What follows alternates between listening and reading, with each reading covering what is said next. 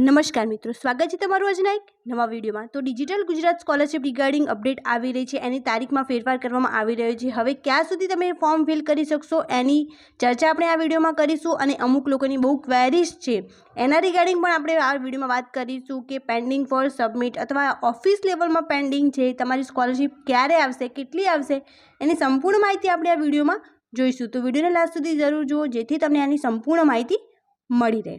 તો અહીંયા તમે જોઈ શકો છો કે ડિજિટલ ગુજરાતની જે ઓફિશિયલ વેબસાઇટ છે એની પર એમને એક અપડેટ આપેલી છે જે ન્યૂ છે।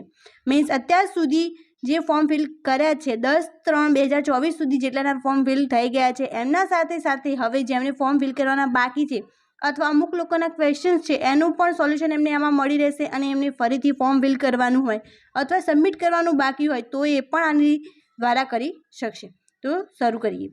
Due to remaining students for academic year 2023-24 filling post-matric scholarship form on digital Gujarat portal for SC students, જે એસસીના સ્ટુડન્ટ છે એમના માટે રીઓપન કરી દેવામાં આવ્યું છે। મીન્સ અમુક લોકોના ક્વેશ્ચન્સ આવી રહ્યા છે કે પેન્ડિંગ ફોર સબમિટ એવું બતાવે છે, તો એનો મિનિંગ શું થાય?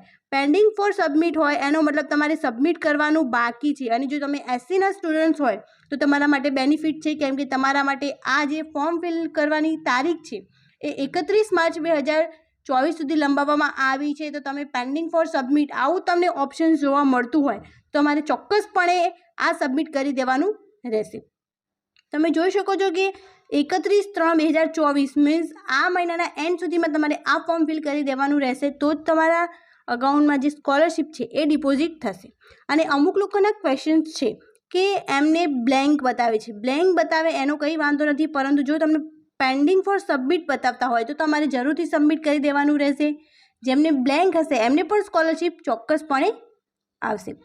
પછી એક સ્ટુડન્ટ્સ દ્વારા ક્વેરી રેઝ કરવામાં આવી હતી કે પેન્ડિંગ એટ ઓફિસ લેવલનો મિનિંગ શું થાય? મીન્સ તમારી જે સ્કૂલ અથવા કોલેજ છે ત્યાંથી અપ્રૂવ કરવામાં આવી નથી, એટલે તમને એવું બતાવવામાં આવે છે કે પેન્ડિંગ એટ ઓફિસ લેવલ, જ્યારે તમારી કોલેજ અથવા સ્કૂલ આને અપ્રૂવ કરશે ત્યારે તમારે આ જે છે એ ડાયરેક્ટ સબમિટ થઈ જશે। પછી તમને પેન્ડિંગ એટ ઓફિસ લેવલ એવો કોઈ ઓપ્શન જોવા મળશે નહીં।